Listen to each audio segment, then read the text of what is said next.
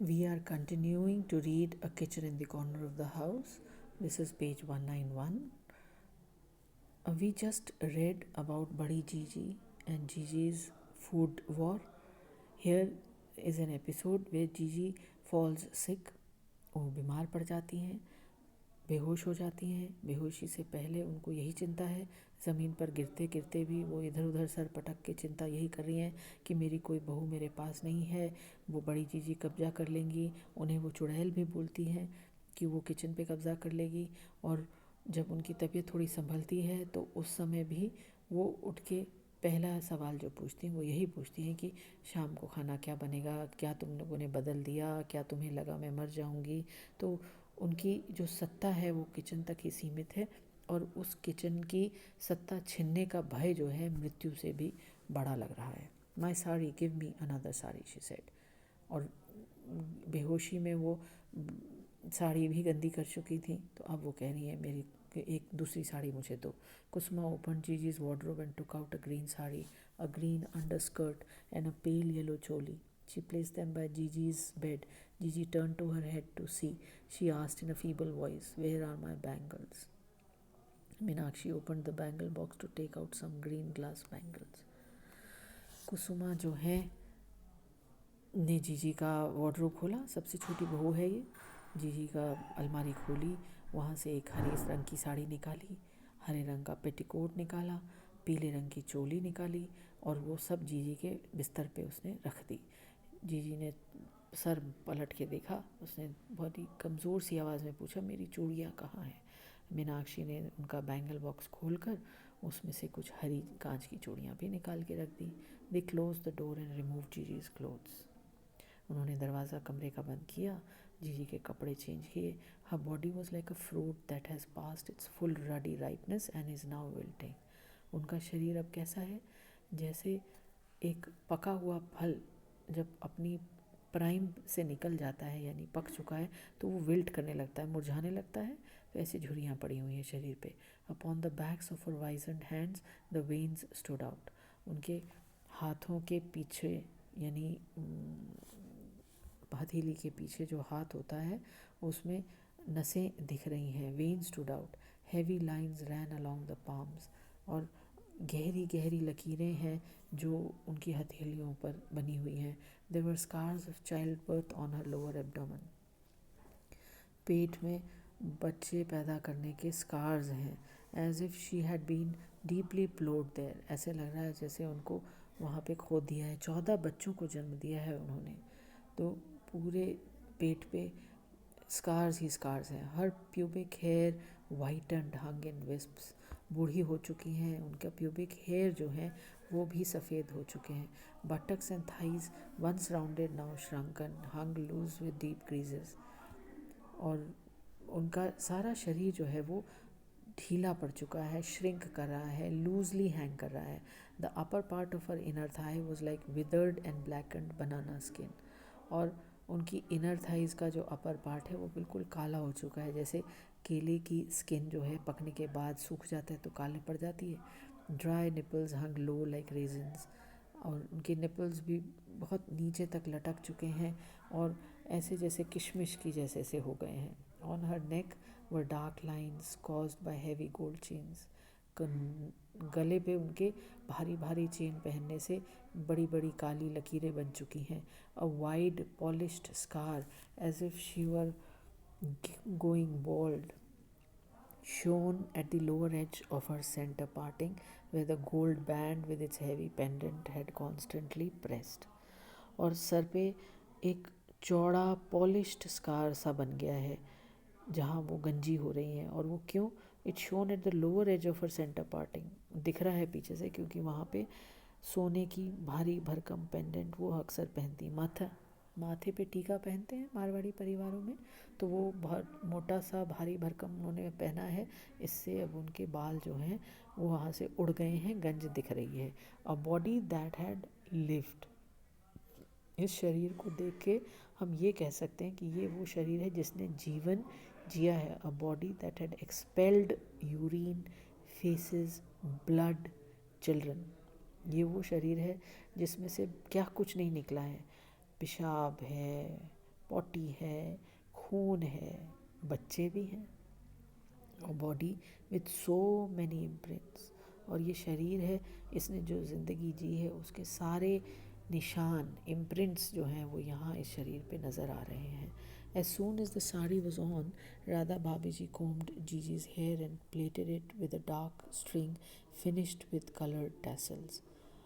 और जैसे भी साड़ी पहनाई गई तो राधा भाभी जी आई, उन्होंने जीजी के बाल बना दिए और उसमें बहुत एक काले रंग का परांदा बांध दिया जिसमें रंगीन टैसल्स नीचे लगे हुए हैं। Kusuma tucked the cabinet keys at her waist. Kusuma ने उनकी चाबियों का छल्ला उनकी कमर पे फिर से टक कर दिया। Jiji lean back on her bed, और जीजी फिर बिस्तर के सहारे से बैठ गई। After the others had left, Meenakshi sat by Jiji's side. जब सब चले गए तो मीनाक्षी जीजी की सिरहाने बैठी रही। जीजी's hands burrowed at her waist।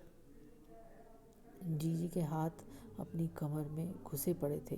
The room was darkened, the curtains drawn.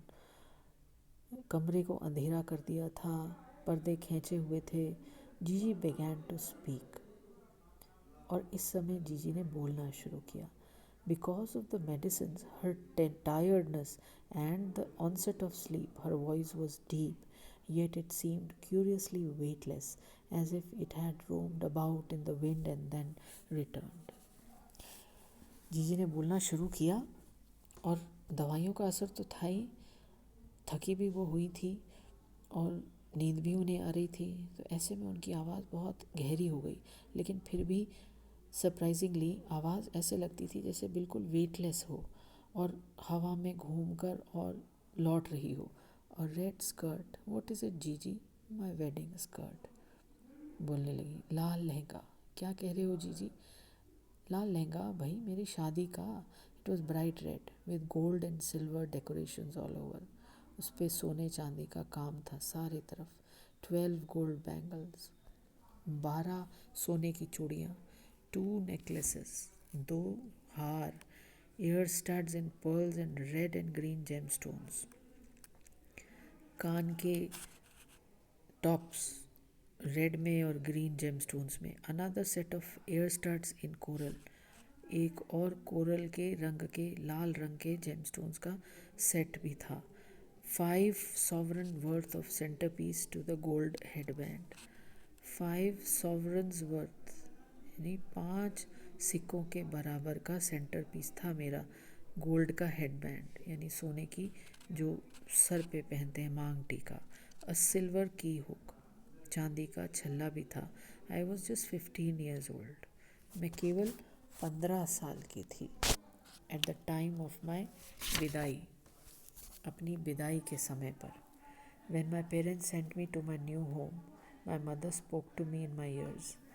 जब मेरे माँ बाप ने मुझे इस नए घर में भेजा तो मेरी माँ ने मेरे कान में कहा था, The memory of that विदाई is still heavy in my heart. और उस विदाई की याद अभी भी मेरे दिल में है।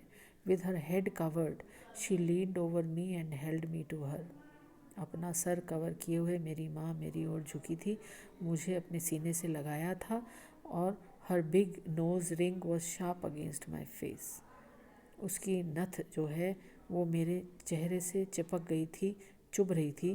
Take control over the kitchen. और माँ ने उस 15 साल की बच्ची को उसकी विदाई में क्या सीख दी थी? Take control over the kitchen, जाकर रसोई पर कब्जा कर लेना। Never forget to make yourself attractive, अपने आप को सुंदर बनाना कभी मत भूलना। Those 2 rules will give you all the strength and authority you will need. और यही 2 नियम अगर तुम फॉलो करोगी तो तुम्हें जितनी ताकत और जितनी सत्ता चाहिए वो सब तुम्हें मिल जाएगी। यानी माँ ने विदाई में इस 15 साल की बच्ची को यही सीख दी थी कि ससुराल में जाकर रसोई पे कब्ज़ा कर लेना, एक तो कंट्रोल रखना अपना हमेशा रसोई पर, और दूसरा हमेशा खूबसूरत बन के रहना, अपने आप को सज धज के रहना। लेट इट बी जीजी, यू स्लीप नाउ। मीनाक्षी समझ रही है कि वो यादों में जा रही है, लेकिन उसको चिंता है। उसने कहा अब सो जाओ, आई रिमेंबर एवरीथिंग। लेकिन जीजी इस समय बोल रही हैं, बोलना चाह रही हैं, वो ये कह रही हैं, मुझे सब याद है। There were 30 people in the household. जब शादी होके मैं आई तो इस घर में 30 लोग थे। I used to mix 5 kilos of atta to make 300 chapatis. मैं 5 किलो आटा लगाती थी, 300 चपाती बनती थी। On that first day the palms of both my hands were blue with bruises. और वो पहले दिन जब मैंने इतनी सारी 300 रोटियां बनाई होंगी तो वो मेरे हाथ नीले पड़ गए थे। There were shooting pains in my shoulder blades. और मेरे कंधों में शूटिंग पेन हो रहा था, दर्द इतना तेज़ हो रहा था। और पापा जी सेड शाबाश, you are an excellent worker. और तेरे पापा जी ने सिर्फ मुझे क्या कहा था, शाबाश, शाबाशी दी थी, तुम बहुत बढ़िया काम करती हो, you are a worker. She let out a huge breath. We will continue this in the next video.